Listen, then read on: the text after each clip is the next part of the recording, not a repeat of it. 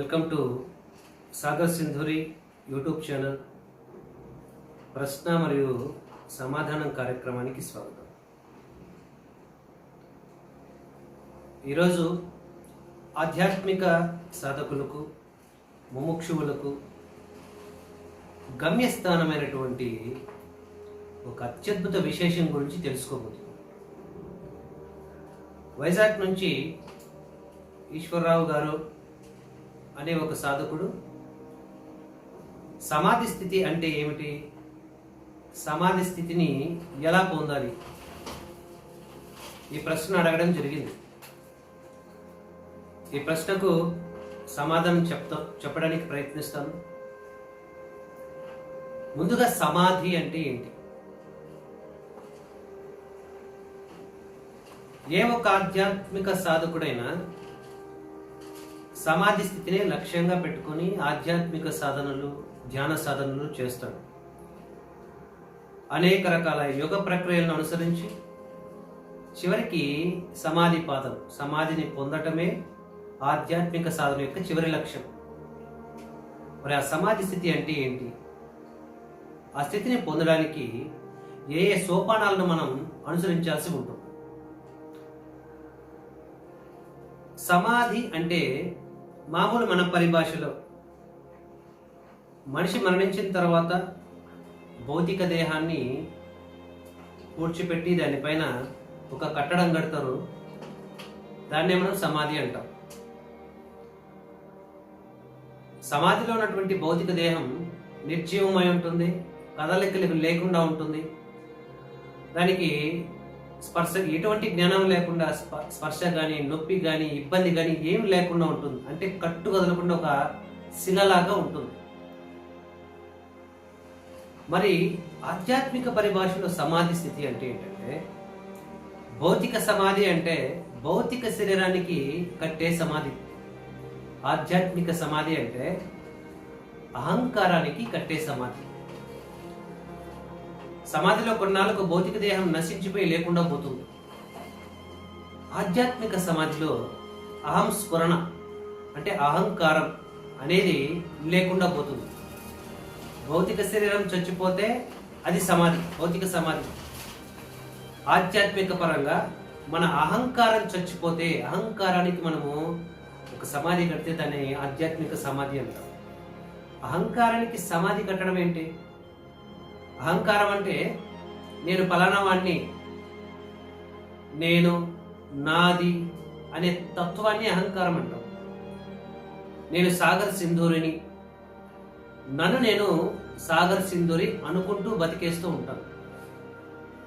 కానీ ఆధ్యాత్మిక లక్ష్యంలో నేను ఎవరో తెలుసుకుని, నేను సర్వాత్మను, నేనే ఈశ్వరుణ్ణి, అహం బ్రహ్మాస్మి, నేను బ్రహ్మమును, నేను సాగర్ సింధూరిని కాను, నేను సర్వత్రా వ్యాపించున్నటువంటి పరబ్రహ్మ స్వరూపమైన ఆత్మను అని తెలుసుకోగలుగుతావు.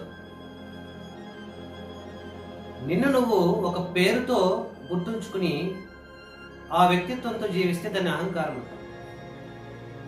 నేను ఫలానా అన్నటువంటి గుర్తింపు లేకుండా నేను ఆత్మని అన్నటువంటి ఎరుకతో జీవిస్తే దాన్ని సమాధి అంటారు.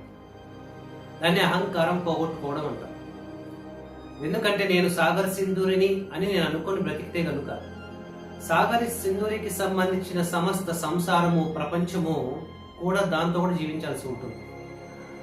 అతనికి సంబంధించినటువంటి ఇల్లు, వాకిలి, కుటుంబం, వృత్తి, బాధ్యత ఇవన్నీ ఉంటాయి. నేను సాగర్ సింధూరిని కాను, నేను సర్వాత్మను అని నేను తెలుసుకోగలిగితే ఇక నాకంటూ ఒక సంసారం ఉండదు, నాకంటూ ఒక బాధ్యత ఉండదు, నాకంటూ ఒక కర్తవ్యం ఉండదు. ఉన్నది కేవలం నిశ్చలమైనటువంటి పరమానందం మాత్రమే. అంటే అహంకారాన్ని సమాధి చేస్తే దాన్ని ఆధ్యాత్మిక సమాధి అంటారు. అహంకారం అంటే నేను, నాది అనే తత్వం, అది లేకుండా చేసుకోవడం.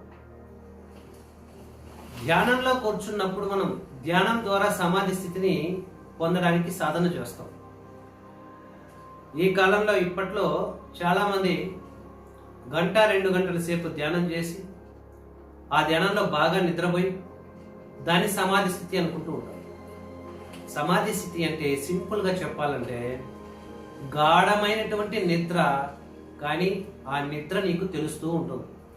అంటే నువ్వు మేలుకొని గాఢంగా నిద్రపోవడమే సమాధి స్థితి అంటే. నేను ఉన్నాను అన్న ఒక్క భావన తప్ప ఇక ఏ భావన లేకుండా భావశూన్యమైపోయి నేను అన్న ఎరుక మాత్రమే కలిగి ఉంటే దాన్ని సమాధి అంటాం. మరి ఈ స్థితిని పొందాలంటే కేవలం ధ్యానంతో మాత్రమే సాధ్యము కానే కాదు. ఎందుకంటే సమాధి అంటే ధ్యానాతీత స్థితి. ధ్యానాతీత స్థితి అంటే ధ్యానానికి అతీతమైనటువంటి స్థితి. సాధకుడు ఒక నిశ్చల స్థితిని పొంది నేను ఉన్నాను అన్న భావన తప్ప ఇంకా ఎటువంటి భావన లేకుండా భావశూన్యమై అహం రహితమై అహంకార రహితమై కేవలం చైతన్య మాత్రంగా ఎరుక మాత్రంగా ఆ శూన్యంలో అలా ఉంటాడు. ఇది సమాధి స్థితి. ఇది ధ్యానాతీత స్థితి, ధ్యానానికి మించిన స్థితి.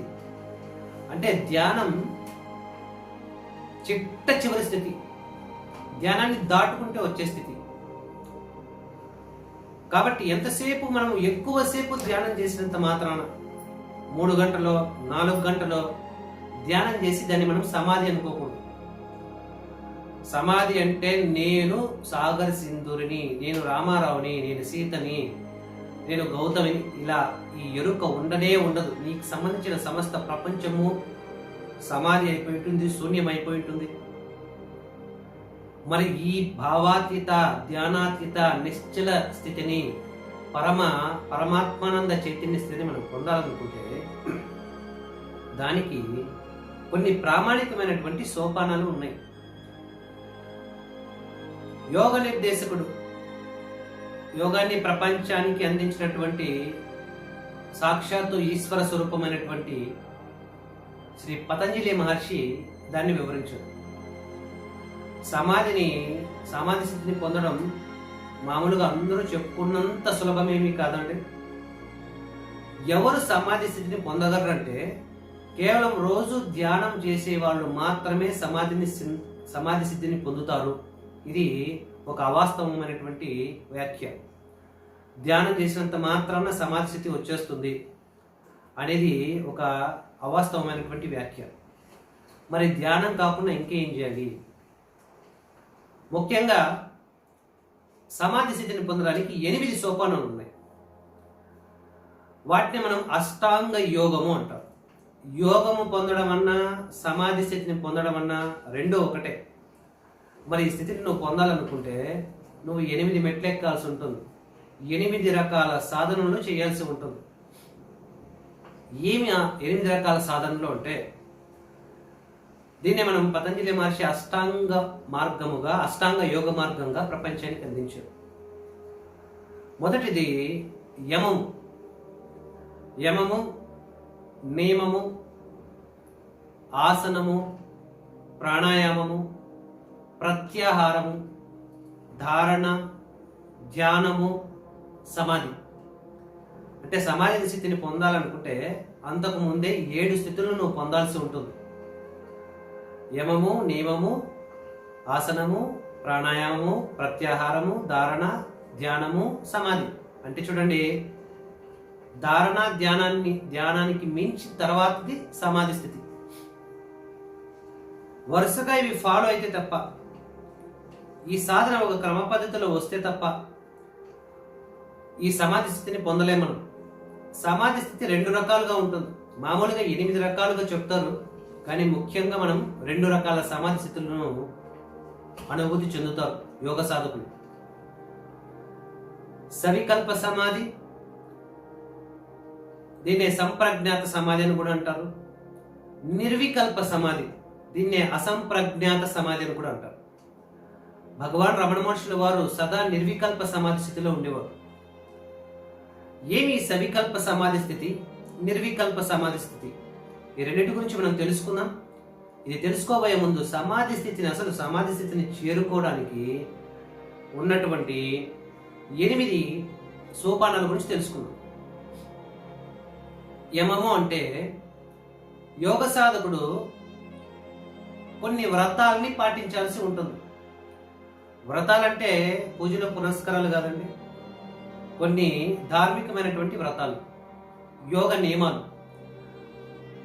అవి ఏమిటంటే అహింస అంటే మొట్టమొదటిది హింస చేయకుండా ఉండటం.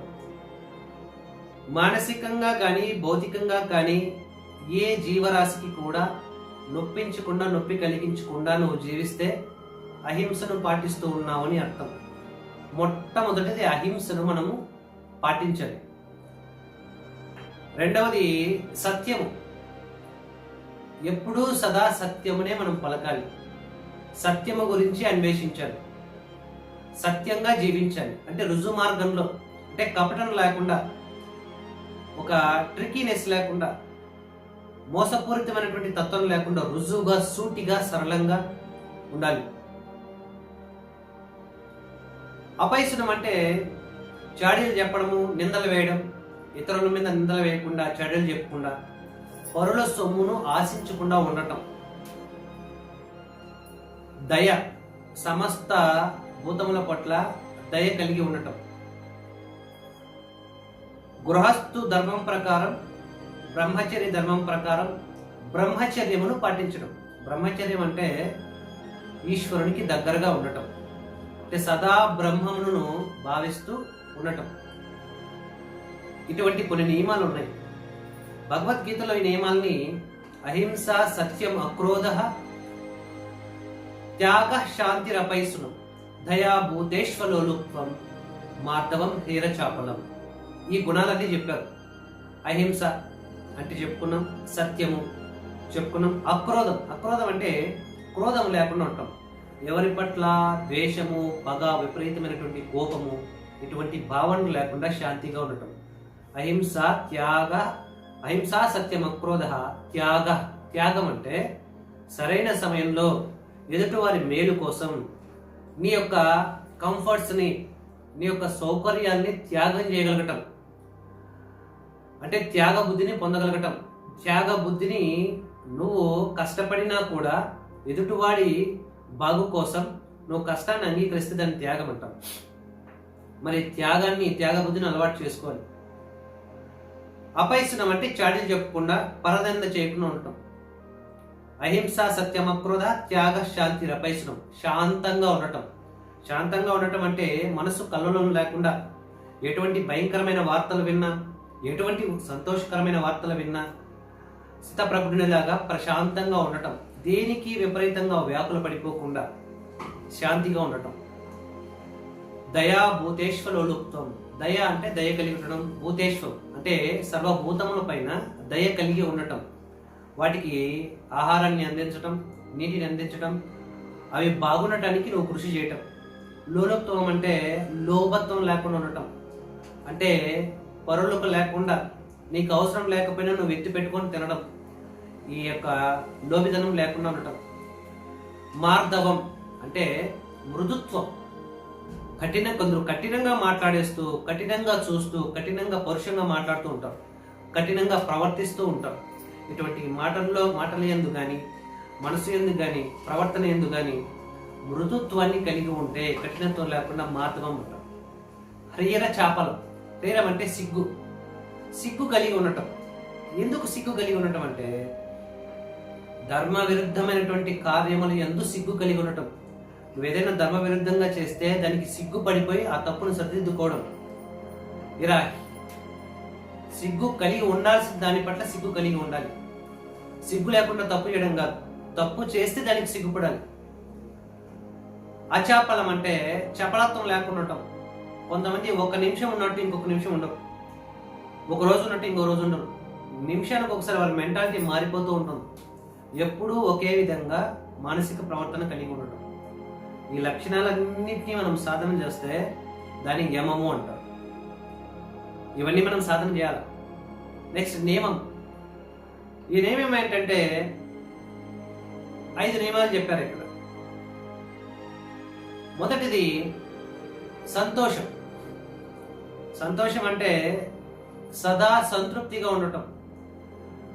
అసలు సంతోషం అనేది ఎప్పుడు లభిస్తుందంటే మనం తృప్తి పడినప్పుడు మాత్రమే మనకు సంతోషం లభిస్తుంది.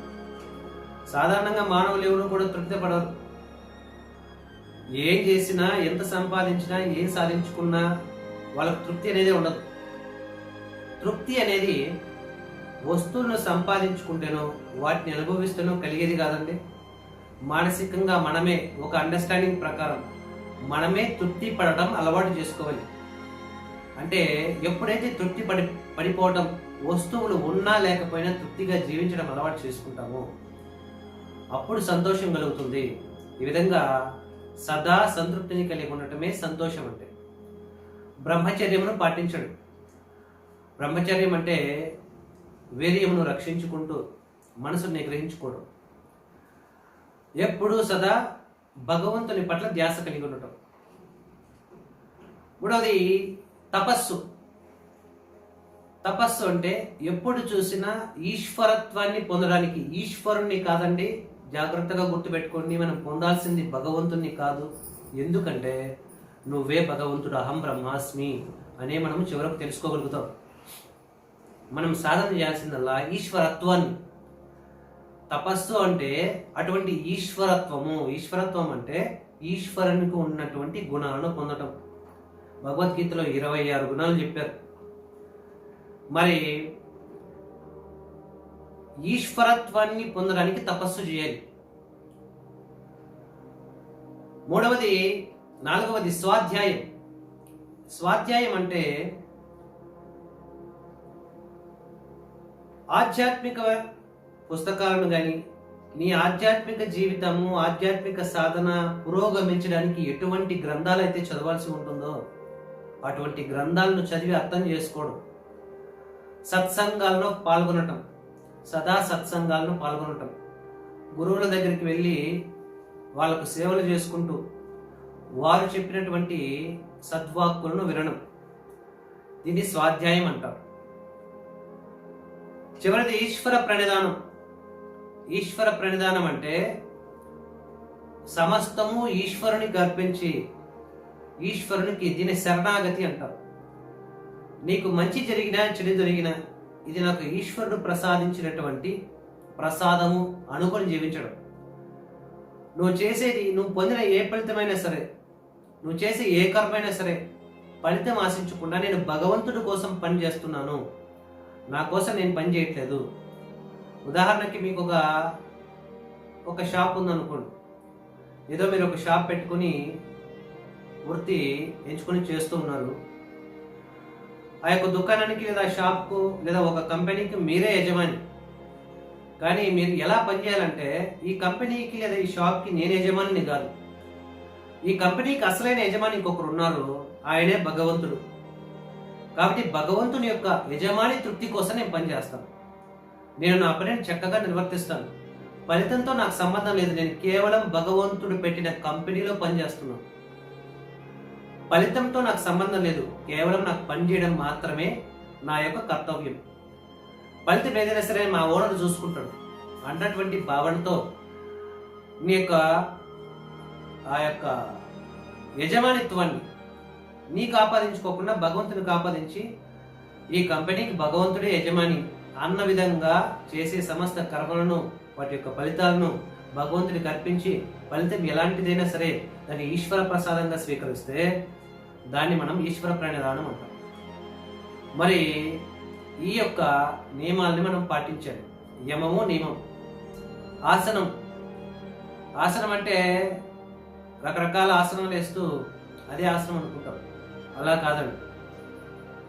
నువ్వు ధ్యానాతీత స్థితికి వెళ్ళడానికి నీ కాళ్ళు చేతులు నొప్పులు రాకుండా, తిమ్మురు లేకుండా ఏ ఆసనం అయితే నీకు సుఖాసనంగా ఉంటుందో, సుఖంగా ఉంటుందో, చాలా అనుకూలంగా ఉంటుందో దాని ఆసనం అంటారు.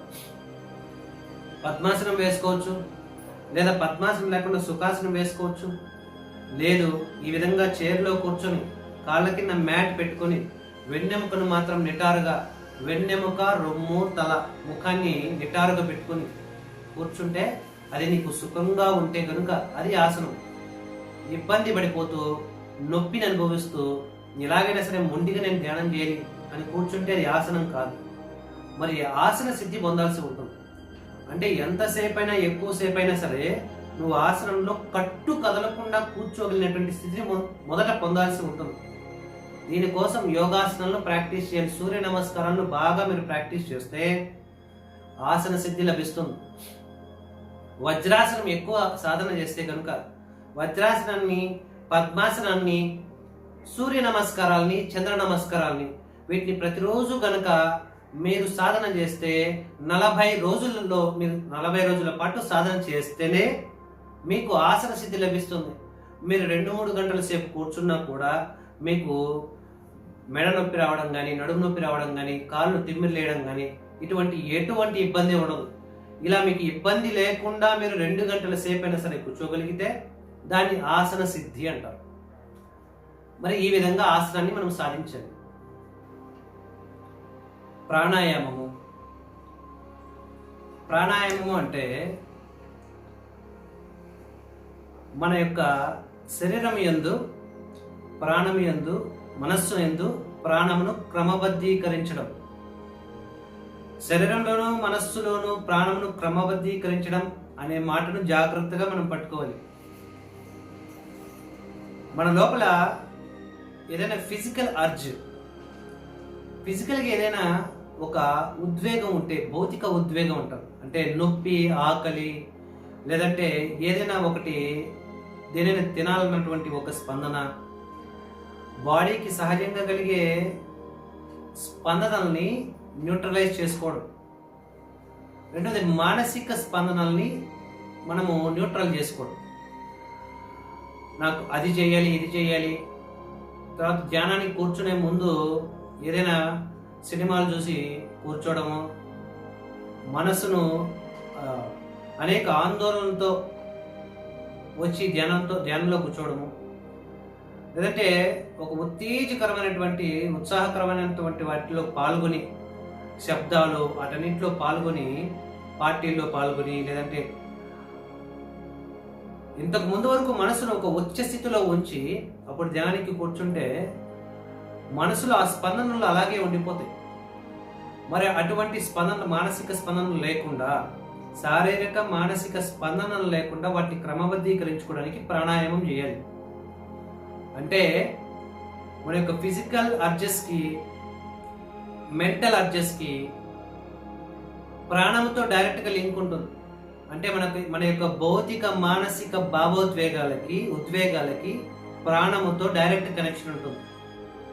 చూడండి, మీ మనసు చాలా కోపంగా ఉందనుకోండి, మీరు చాలా కోపంగా ఉన్నారు, అప్పుడు మీ భౌతిక శరీరం కూడా దానికి తగ్గట్టుగా ఒక రేంజ్లో ఉంటుంది. మనస్సు చాలా ఉచ్చస్థితిలో ఉంటుంది. మీకు కోపం కానీ, ఆందోళన కానీ, ఒత్తిడి కానీ, భయం కానీ, అసహనం కానీ ఇలాంటివి కలిగినప్పుడు మీరు ఒక 5 నిమిషాల పాటు ప్రాణాయామం చేస్తే, గుండె నిండుగా గాలి పీల్చుకుని మెల్లగా వదలడం ప్రాక్టీస్ చేస్తే ఆ యొక్క ఒత్తిడి, మానసిక భౌతిక ఒత్తిడి తగ్గిపోతుంది. అంటే ఇక్కడ ఏం జరుగుతుందంటే, మీ మనస్సులో కానీ, శరీరంలో కానీ ఏదైనా ఉద్వేగం కనుక ఉంటే ప్రాణశక్తి ఎక్కువగా దానికి ఖర్చు అయిపోతుంది. అలా లేకుండా ఎటువంటి స్పందనకు మన ప్రాణశక్తి పోకుండా అది సమానంగా ఉండేటట్టు చేయాలంటే మనం ప్రాణాన్ని న్యూట్రలైజ్ చేయాల్సి ఉంటుంది. అందుకే ధ్యానానికి కూర్చునే ముందు ప్రాణాయామం ఖచ్చితంగా చేయాలి. ఒక 6 సార్లు నాడీ శుద్ధి ప్రాణాయామం. అంటే ఇలా కుడి ముక్కు మూసుకొని ఎడమ ముక్కుతో గాలిని పీల్చి, మళ్ళీ ఎడమ ముక్కును మూసుకొని కుడి ముక్కులోంచి గాలిని మెల్లగా వదలటం.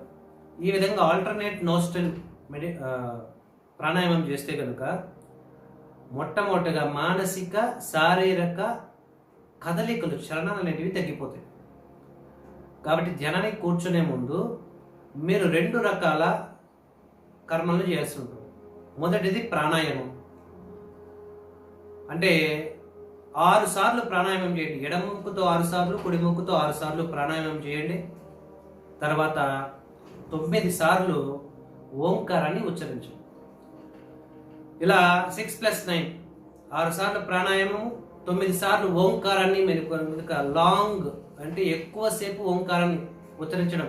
కొందరు ఓ అని స్టాప్ చేస్తారు. అలా కాదండి. ఓ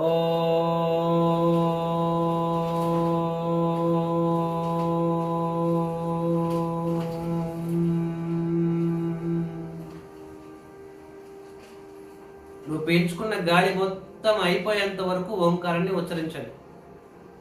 ఉచ్చరిస్తేసి ఒక 5 సెకండ్లు గ్యాప్ ఇచ్చి మళ్ళీ రెండవ ఓంకారాన్ని ప్రారంభించాలి.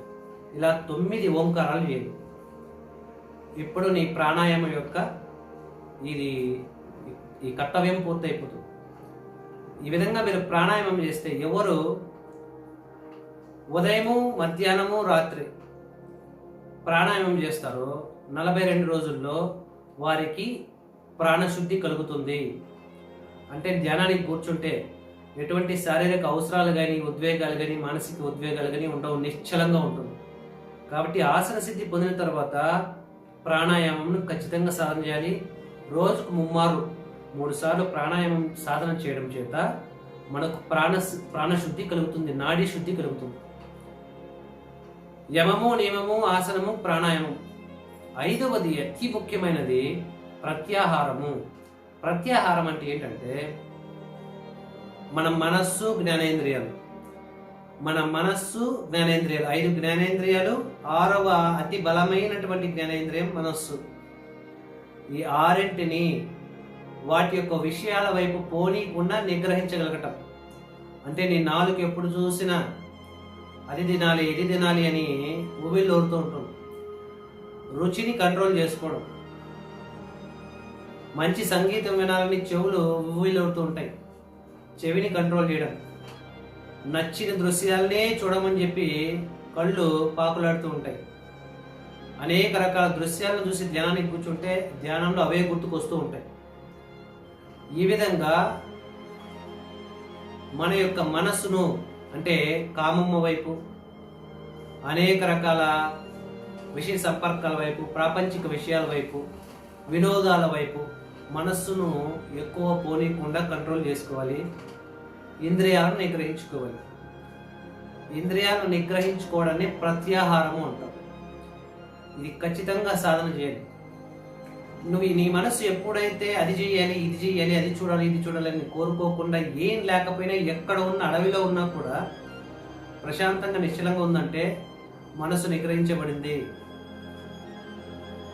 ఎప్పుడు చూసినా రుచులు కోరుకోకుండా రుచులు అలా ఉండాలి, ఇలా ఉండాలి, నచ్చిందే తినాలి, ఇలా ఆ రుచి లేకపోతే నేను ఉండలేను, పలానాది చూడలేకపోతే నేను ఉండలేను, పలానా మాటలు వినలేకపోతే నేను ఉండలేను, కొన్ని స్పర్శలు లేకపోతే నేను ఉండలేను, నాకు ఎప్పుడు చల్లగా, హ్యాపీగా, సౌకర్యంగా ఉండాలి.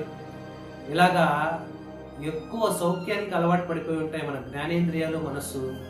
వీటిని ఆధ్యాత్మిక సాధన ద్వారా నిగ్రహించుకోవాలి. దీన్ని ప్రత్యాహారం అంటారు. ఇంకా 6వది ధారణ. ధ్యానము, సమాధి. ధారణ అంటే ఏంటంటే మీ మనస్సులో ధ్యేయ వస్తువుతో కాంటాక్ట్ అవ్వడం. ఉదాహరణకి మీరు ఒక భగవంతుడి రూపాన్ని ఊహించుకుంటూ ధ్యానం చేస్తున్నారు అనుకోండి. కేవలం ఆ భగవంతుని రూపాంతో మాత్రమే కాంటాక్ట్ అయ్యి స్టిక్ ఆన్ అయిపోయి ఆ ఒక్క విషయంనే చింతిస్తే దాన్ని ఏమంటారంటే ధారణ అంటారు. అంటే ధ్యేయ వస్తువును మాత్రమే ధరించడం. మనస్సు యందు ధ్యేయ వస్తువును మాత్రమే ధరించడం. శ్వాస మీద ధ్యాసతో చేస్తున్నారు అనుకోండి ధ్యానం.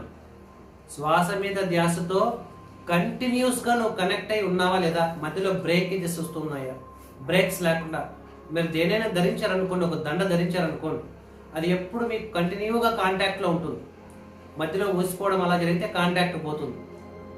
అదేవిధంగా మీరు ధ్యేయ వస్తువును, ఏదైనా ఒక ధ్యేయ వస్తువు నిర్ణయించుకుంటే భగవంతుని రూపం కానీ, మంత్రము కానీ, శ్వాస కానీ, ఈ ధ్యేయ వస్తువు తప్ప మిగతా ఏ వస్తువులపైకి మనస్సు పోకుండా ఆ ధ్యేయ వస్తువుతో మాత్రమే స్టిక్ ఆన్ అయిపోతే కనుక దాన్ని ధారణ అంటారు. ధ్యానం అంటే ఏంటంటే ఈ ధారణని ఎక్కువసేపు కొనసాగించడమే ధ్యానం అంటే. ఇక్కడ అనేక రకాల వస్తువుల నుంచి మిమ్మల్ని మీరు నిర్జించుకుని ఒక ధ్యేయ వస్తువుతో స్టిక్ ఆన్ అయిపోతే ధారణ అంటారు.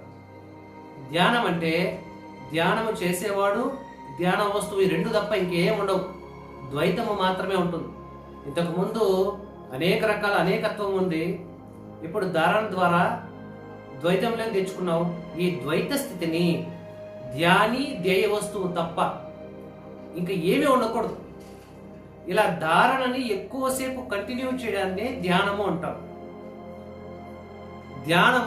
ఇలా ధ్యానము చేస్తూ కేవలము అరగంట కానీ 30 గంట కానీ గంట సేపు కానీ ఎంచుకున్న ధ్యేయ వస్తువుతో 1 మిల్లీ సెకండ్ కూడా కాంటాక్ట్ తప్పిపోకుండా, ధారణ తప్పిపోకుండా దానిపైనే సర్వ ఏకాగ్రతను ఉంచితే కనుక దాన్ని ధ్యానం అంటారు. అలా ఏకాగ్రతను ఎక్కువసేపు సస్టైన్ చేస్తే ధ్యానం అంటారు. ధారణ, ధ్యానం ఇది ప్రతిరోజు మీరు ప్రాక్టీస్ చేయాలి. ధారణ ఎక్కువ బాగా కుదరడానికి, అంటే నీ మనసు స్కాటరింగ్ అయిపోకుండా, అనేక వస్తువులు విషయ వస్తువులపైకి మనస్సు వెళ్ళిపోకుండా ధారణ మీకు కలగాలంటే త్రాటకాన్ని మీరు సాధన చేయాల్సి ఉంటుంది. త్రాటకం అంటే ఒక చీకటిలో ఒక బల్బు పెట్టుకుని, చిన్న బల్బు కానీ కొవ్వొత్తి కానీ పెట్టుకొని దాన్నే కన్ను ఆర్పకుండా చూస్తూ ఉండటం. మొదట్లో కళ్ళల్లో నీళ్ళు వస్తాయి, చాలా ఇబ్బందిగా ఉంటుంది. కళ్ళల్లో నీళ్ళు వచ్చేసినా పర్వాలేదు, ఆ కళ్ళల్లో నీళ్లు బాగా కారిపోవాలి. ఎన్ని నీళ్ళు ఉంటేనే నీళ్లు కారిపోవాలి. అలా కన్నీళ్ళన్నీ కారిపోతే, కన్నీళ్లు కారిపోతుందంటే మీలోనే నెగిటివ్ ఎనర్జీ పోతుందని అర్థం చేసుకోవాలి. అలా మీ యొక్క మనస్సు శరీరం రెండు శుద్ధి జరుగుతాయి అక్కడ. కాబట్టి కళ్ళలో నీళ్లు బడబడ కారిపోయేంత వరకు ఆ విధంగా తదేక దృష్టితో మీరు కనుక ఆ కొవ్వొత్తి వెలుగును కానీ చిన్న బల్బును కానీ అలా చూస్తూ ఉన్నారనుకోండి, మీకు తప్పకుండా 21 రోజుల్లోనే ఈ ధారణ అనే యొక్క శక్తి కలుగుతుంది. ధారణ శక్తి. కొంతమంది లోపల ఒక జ్యోతిని ఊహించుకొని ధారణ చేస్తారు. జ్యోతి విస్పష్టంగా మనకు కనపడాలి, స్పష్టంగా. అది కొంతసేపు కనిపిస్తుంది, కొంతసేపు డల్ అయిపోతుంది. అలా లేకుండా జ్యోతిని తదేకంగా నువ్వు దాన్ని వెలుతురు తగ్గకుండా, ప్రకాశం తగ్గకుండా ఊహించుకోగలిగితే దాన్ని ధారణ అంటారు. అలా ఎక్కువసేపు కంటిన్యూ చేస్తే ధ్యానం అంటారు. కాబట్టి ధారణ, ధ్యానానికి తేడా తెలుసుకోవాలి. ఇలా ధ్యాన సాధన చేసి ధ్యానము నువ్వు ధ్యేయ వస్తువు పైన తదేక దృష్టితో ఎక్కువసేపు కొనసాగిస్తే, శ్వాస మీద చేస్తే నేను చేస్తున్నవన్నీ శ్వాస, ఈ రెండు మాత్రమే ఉంటాయి. ఇంకా భగవంతుని రూపం మీద చేస్తే భగవంతుని రూపము నేను మాత్రమే ఉంటాను. ఇంకేమీ ఉండదు ప్రపంచంలో, ఇంకా ఏ ఆలోచన రాదు. ఇంకా ధ్యానం ఎక్కువసేపు కంటిన్యూ చేస్తే ఏమవుతుందంటే ధ్యాని ధ్యేయ వస్తువు రెండు ఒక్కటైపోతాం. అంటే నేను మంత్రం చేస్తున్నాను అనుకోండి, మంత్రము చేసేవాడు మంత్రము అనే రెండు ఉండవు. ఇంకా నేనే మంత్రం అయిపోతాను, నేనే శ్వాస అయిపోతాను, నేనే భగవంతుని రూపాన్ని అయిపోతాను. అంటే నువ్వు ఏ ధ్యేయ వస్తువునైతే ఎంచుకున్నావో ఆ వస్తువు నువ్వు ఒకటే అయిపోయినటువంటి భావన కలుగుతుంది. దీన్ని అద్వైత సిద్ధి అంటాం, అద్వైత స్థితి అంటాం. ఈ అద్వైత స్థితిలో కొంతసేపు కనుక నువ్వు ఉంటే, ఈ అద్వైత స్థితిలో అంటే ధ్యేయము ధ్యేయ వస్తువు, ధ్యాని ధ్యేయ వస్తువు రెండు ఒకటే అయిపోయినటువంటి స్థితి కనుక కొంతసేపు అలాగే సస్టైన్ చేస్తే కనుక అప్పుడు నీకు ఒక నిర్మలమైనటువంటి పరమానంద స్థితి, నీ శరీరంలో ఒక ప్రకంపనలు కలిగిన తర్వాత ఆ యొక్క స్థితి లభిస్తుంది. దాన్ని సమాధి స్థితి అంటారు. అంటే ధ్యానము పీక్ స్టేజ్కి వెళ్ళిన తర్వాత, ధ్యానం అనే మెట్టు దాటుకున్న తర్వాత అద్వైత స్థితి, అంటే నువ్వు ఎంచుకున్న ధ్యేయ వస్తువు కూడా ఉండదు. ఇంకా నేను ఉన్నాను అన్న ఫీలింగ్ తప్ప ఇంకేం ఉండదు. భగవంతుని రూపాన్ని ఎంచుకున్నారనుకోండి, ధ్యానంలో నువ్వు ఆ భగవంతుని రూపం ఒకటే అయిపోతావు. అది అలాగే కంటిన్యూ చేస్తే ఆ భగవంతుని రూపం కూడా ఉండదు. నేను ఉన్నాను అన్న ఫీలింగ్ తప్ప ఇంకేం ఉండదు. నేను ఉన్నాను అని మీకు కనిపిస్తూ ఉంటుంది, మరో లోకంలో ఉన్నట్టు ఉంటుంది, అగమ్య గోచరంగా ఉంటుంది, ఏమీ కనిపించదు, శూన్య స్థితి. అక్కడ నేను ఉన్నాను అన్న భావన తప్ప ఇంకేమీ ఉండదు. ఈ స్థితిని అద్వైత స్థితి లేదా బ్రహ్మీ స్థితి అంటారు. దీన్నే సమాధి స్థితి అంటారు. ఈ స్థితిలో నువ్వు ఎక్కువసేపు ఉంటే కనుక, నువ్వు ఒక 3 నిమిషాలు ఉన్నా, నువ్వు ధ్యానంలోకి బయటకు వచ్చి చూసిన తర్వాత అది 3 గంటలు అయిపోయి ఉంటుంది. అంటే సమాధి స్థితిలో నువ్వు ఇంకొక డైమెన్షన్లోకి వెళ్ళిపోతావు. ఆ డైమెన్షన్లో ఉన్న టైమింగ్స్, భౌతికంగా ఉన్నటువంటి టైమింగ్స్ రెండు డిఫరెన్స్ ఉంటుంది. అంటే అక్కడ 1 నిమిషము, ఇక్కడ 1 గంట సేపు లాగా ఉంటుంది. ఇలా సమాధి స్థితి పొందిన వారి యొక్క లక్షణం ఎలా ఉంటుందంటే, వాళ్ళు 5-6 గంటల సేపు ధ్యానం చేసేసి ఉంటారు, కానీ లేచి చూస్తే 5 నిమిషాలు మాత్రమే అయినట్టు ఉంటుంది, 10 నిమిషాలు మాత్రమే అయినట్టు ఉంటుంది. మనకి ఏ విధంగా అయితే గాఢ నిద్రలోకి వెళ్ళిపోయిన తర్వాత 12 గంటలు మీరు నిద్రపోండి, లేవంగానే పడుకోవడం గుర్తుంటుంది, లేవడం గుర్తుంటుంది. 12 గంటలు గడిచిపోయింది, మీకు అసలు తెలియలేదు. ఇప్పుడే పడుకున్నాను, ఇప్పుడే లేచినాను అన్నట్టుగా ఉంటుంది. అదేవిధంగా సమాధి స్థితిలోకి వెళ్ళాను అన్నదానికి గుర్తు ఏంటంటే, నువ్వు గంటలు గంటలు ధ్యానం చేసినా నీకు అది కేవలం 2-3 నిమిషాలు మాత్రమే అనిపిస్తుంది. ఇది చిట్ట చివరి సమాధి స్థితి. ఈ విధంగా మనము సమాధి స్థితిని పొందాల్సి ఉంటుంది. ఒకదాని తర్వాత ఒకటి ఈ సోపానాలను ఫాలో అవ్వకుండా గంటలు ధ్యానానికి కూర్చొని నేను ఈ స్థితిని పొందేస్తాను అంటే కుదరదు. ఎందుకంటే అది సాధ్యమే కాదు. నీ మనస్సు సంపూర్ణంగా నిర్జించబడకుండా, నీ మనసులో మలినాలు క్లీన్ అవ్వకుండా, నీ శరీరంలో అనేక రకాల స్పందనలు వస్తూ ఉంటాయి, అవి లేకుండా నీ శరీరము మనస్సు సంసిద్ధత పొందాలంటే ఈ అష్టాంగ యోగ మార్గాన్ని తప్పకుండా మనం ఫాలో అవ్వాల్సి ఉంటుంది. ఎందుకంటే కొందరికి ఎక్కువగా కాఫీలు టీలు తాగడం, ధూమపానం, మద్యపానం చేయడం ఇలాంటి అలవాట్లు ఎక్కువ ఉంటాయి. ఇలాంటి అలవాట్లు ఉన్న వాళ్ళు సమాధి స్థితిని పొందలేరు. ఎందుకంటే ఈ విధంగా కాఫీ, టిఫిన్లు, సిగరెట్లు, ఇదే తర్వాత మద్యపానము ఇలాంటి అలవాట్లు ఉన్నవాళ్ళు ధ్యానానికి కూర్చున్నప్పుడు మీరు ఎంత కంట్రోల్ చేసుకున్నా మీ బాడీకి బాగా అలవాటు అయిపోయి ఉంటుంది, మీ బ్రెయిన్కి బాగా అలవాటు అయిపోయి ఉంటుంది. టైం టు టైం ఆ కాఫీ పడకపోతే కనుక, లేదంటే ఒక సిగరెట్ తాగకపోతే కనుక ఆటోమేటిక్గా మీ బాడీలో ఒక కెమికల్ రియాక్షన్ జరుగుతుంది, మీ బ్రెయిన్లో కెమికల్స్ రిలీజ్ అవుతాయి, ఆటోమేటిక్గా మీ బాడీలో స్పందన మొదలైపోతుంది. ఇక ధ్యానంలో నువ్వు కూర్చోడు, అంటే నీ శరీరానికి ఒక అర్జ్ అనేది ఉంటుంది. మరి ఇటువంటివన్నీ లేకుండా చేసుకోవాలి మొట్టమొదట. దీనికే మనం అష్టాంగ మార్గాన్ని ఫాలో అవ్వాల్సి ఉంటుంది. ఎప్పటికీ కూడా ఇటువంటి అలవాట్లు ఉన్నవాళ్ళు ఏదైనా సరే, అది మంచిది కానీ చెడ్డది కానీ, పదే గంటకు ఒకసారి ఏదైనా సరే చేసే అలవాటు ఉంటే, ఆ అలవాటు కనుక ఉండేవాళ్ళు మాత్రం ధ్యాన స్థితిలో, సమాధి స్థితిలో ఎక్కువసేపు ఉండలేరు. వాళ్లకు చాలా పరిమితమైనటువంటి ఆనందం మాత్రమే దొరుకుతుంది. కాబట్టి మొట్టమొదటిగా అటువంటి అలవాట్లన్నీ కూడా మనము తగ్గించేసుకోవాల్సి ఉంటుంది. మరి ఈ విధంగా మనం సమాధి స్థితిని పొందాల్సి ఉంటుంది. సమాధి స్థితిలో 2 రకాలు: సవికల్ప సమాధి స్థితి, నిర్వికల్ప సమాధి స్థితి. సవికల్ప సమాధి స్థితి అంటే ఏంటంటే మనోలయం అంటారు. భగవాన్ రమణ మహర్షుల వారిది మనోలయం. అంటే నువ్వు సమాధిలోకి వెళ్ళినంతసేపు నువ్వు పరబ్రహ్మ స్థితిలో ఉంటావు, భగవత్ స్థితిలో ఉంటావు. అది గంటలు కావచ్చు, రోజులు కావచ్చు, ఒక్కోసారి నెలలు కూడా కావచ్చు. బయటకు వచ్చిన తర్వాత మళ్ళీ నీ ప్రవర్తన మామూలుగా, నీ మనసులో ఉన్నటువంటి ఆ చిత్త సంస్కరణలన్నీ బయటకు వచ్చి మళ్ళా నువ్వు మామూలుగానే ప్రవర్తిస్తూ ఉంటావు. అంటే నీ మనసు తాత్కాలికంగా, టెంపరీగా లయం అయిపోతుంది. మళ్ళీ సమాధి స్థితిలోంచి బయటికి లేవంగానే మళ్ళీ మామూలు అయిపోతుంది. మళ్ళీ అవే కోరికలు, అవే ఆలోచనలు, అవే వ్యక్తిత్వం ఇలా నడుస్తూ ఉంటుంది. ఏ విధంగా అయితే నిద్రలో ఉన్నప్పుడు, గాఢ నిద్రలో మనకేమీ తెలియదు.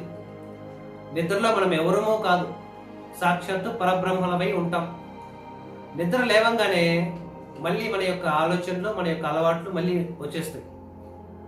అంటే చిత్త సంస్కారాల యొక్క బీజాలు, కర్మ బీజాలు నీ మనస్సులో బీజ రూపంలో ఉండిపోతాయి, నీ చిత్తం రూపంలో.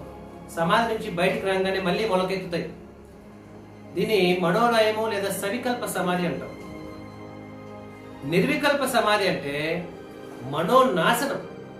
అంటే ఇంకా మనస్సు అనేది ఉండదు. ఇంకా అంటే వాడికి పునర్జన్మ, మళ్ళీ జన్మ తీసుకోవడానికి, మళ్ళీ కర్మలు చేయడానికి, మళ్ళీ అలవాటు చేసుకోవడానికి ఎటువంటి కర్మబీజాలు శేషంగా ఉండవు. నిశ్శేషంగా కర్మబీజము నిశ్శేషం అయిపోతుంది. అంటే ఎన్ని సంవత్సరాలు, ఎన్నేళ్ళు బతికినా కూడా సంపూర్ణ యోగిలాగానే, పరబ్రహ్మములాగానే, భగవాన్ శ్రీ రమణ మహర్షుల వారి లాగానే జీవిస్తారు. అటువంటి అతని యొక్క మనస్సులో చిన్న కోరిక కూడా ఉండదు.